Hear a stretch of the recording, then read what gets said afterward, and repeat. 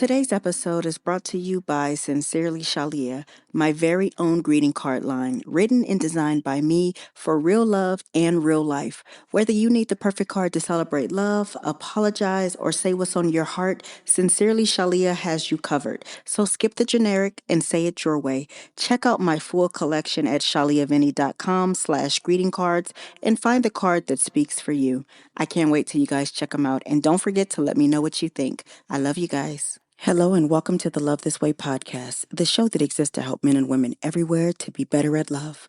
Never any gender wars or back and forth, just great tips to help you find and sustain the love of your dreams. Because love is a journey, but you still need direction. So I want you to grab your tribe and get ready, because each episode we're going to be talking about our real life issues, answering tough questions, and building solid relationships with one another as we heal, learn, and grow. I'm your host, your girl, Dr. Shalia Vinny, and today I want to know one thing. Why did you stop flirting with the person you love? Hey, my babies, welcome back to another episode of Love This Way. Today I want to talk about something that I think we don't talk about enough once a relationship becomes serious: flirting with your own partner. You know, your husband, your wife, your boyfriend, your girlfriend, the person you've been with for all these years, the person whose toothbrush is sitting next to yours, the person who knows exactly what you're about to order at the restaurant, that person who has seen you when you're sick, tired, irritated, unshowered, stressed out, and somehow they still chose you. Why did we decide that once someone commits to us, the pursuit is over? When you're dating, you're flirting. You send the random, I'm thinking about you. You dress up because you know you're going to see them. You stare at them a little bit longer. You tease them. You compliment them. You find reasons just to touch them. You send the most ridiculous memes because you know they're going to laugh. You just want them to know, I like you. Then you get together and somehow the flirting turns into, did you pay the electric bill? Why don't you pick up some milk? What time are you coming home? Did you take that chicken out? Congratulations, you're no longer dating. You're running a small corporation together. And I'm not saying that because those things aren't important. They are. Life is real. Bills are real. Kids are real. Your responsibilities are real. But somehow inside of all of that, I don't want you to lose the person you fell in love with, because commitment should end the uncertainty. It should never end the pursuit. Love doesn't have to stop being fun when it becomes secure.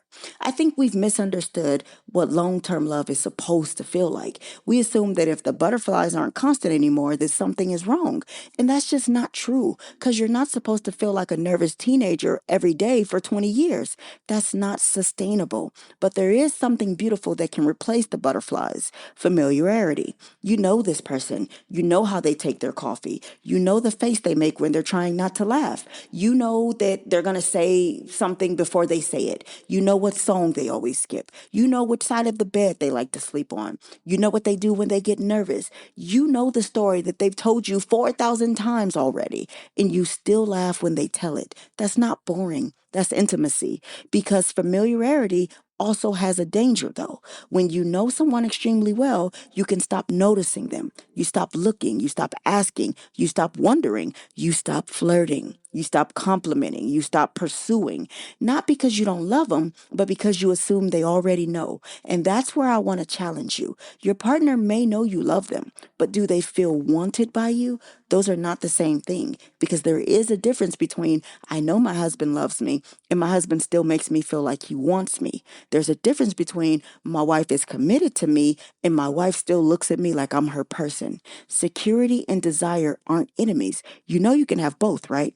You can be completely certain that someone is yours and still enjoy making them feel chosen. You can be married and flirt. You can be committed and pursue. You can be comfortable and still be playful. In fact, I think one of the sweetest things about long-term love is knowing that I don't have to win you anymore, but I still want to.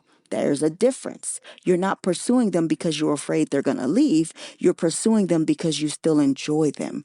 And maybe that's what we've forgotten. Your partner shouldn't only feel like the person you're building a life with. They should sometimes still feel like the person you have a crush on. Can I go a little bit deeper? Because I want you to understand that the little things are often the biggest expressions of love. I want to talk about the little things because I think we have been taught that romance has to be grand.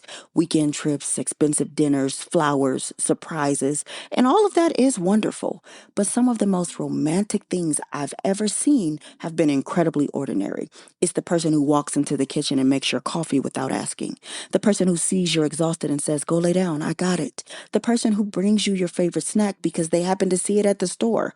The person who sends you a video and says, "This made me think of you." The person who remembers that tiny thing that you said 3 weeks ago. The person who notices your mood before you say anything. The person who reaches for your hand in the car. The person who kisses your forehead while they're just walking by. The person who saves you the last bite. The person who sends, "How you doing? How's your day going?" Not because they need anything, but because they genuinely want to know. That's love. And here's something I want you to think about. Being known is one of the most romantic experiences there is. Because when someone remembers the little things about you, they're telling you, "You matter enough for me to notice." That's why the little things aren't actually little, they're evidence. Evidence that somebody is paying attention, that somebody knows you, and that somebody is carrying pieces of you around in their mind, even when you're not there. And that's why I love the idea of flirting with your partner, because flirting isn't just sexual. Flirting can be, "You look really good today." It's, "Won't you come sit by me?" It's, "I missed you." It's, "I know you looking good over there. Do you know that I see you looking good?"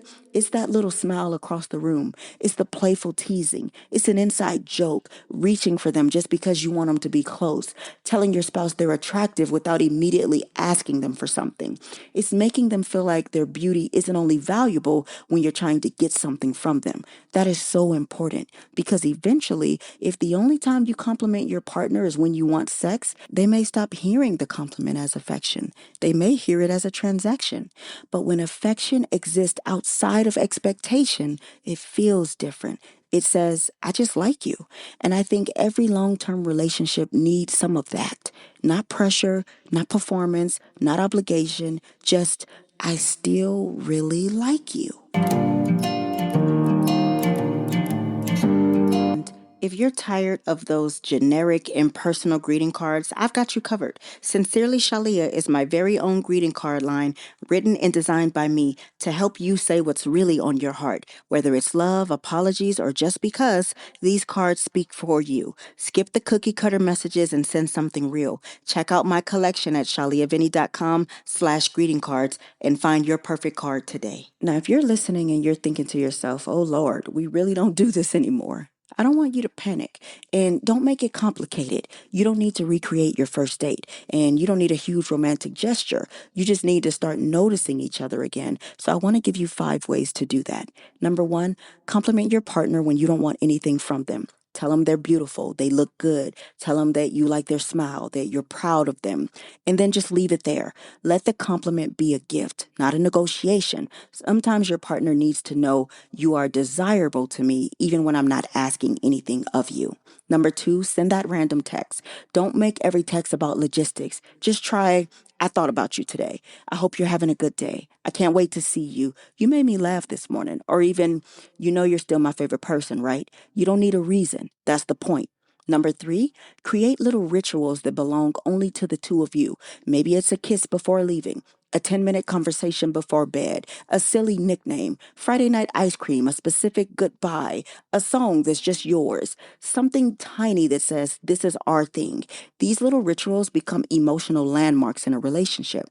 Number four, touch without expectation. Hold their hand, rub their back, kiss their forehead, put your arm around them, sit close, touch their face. Don't always let affection be a prelude to sex. Sometimes a kiss is just a kiss. Sometimes a hug is just a hug and saying that, "I'm glad you're here." That distinction can make physical affection feel safe and abundant again. And last but not least, number five, keep discovering the person you've already chosen. This one might be the most important. Don't assume you already know everything about your partner. Ask them something you haven't asked them in a while. What's something you've been thinking about lately? Or what's something you want to do that we've never done? Or what's been making you happy lately? What's something you wish we did more often? Because the person you married isn't frozen in time. They're still becoming. And one of the most romantic things you can say to someone that you love for years is, I still want to know you.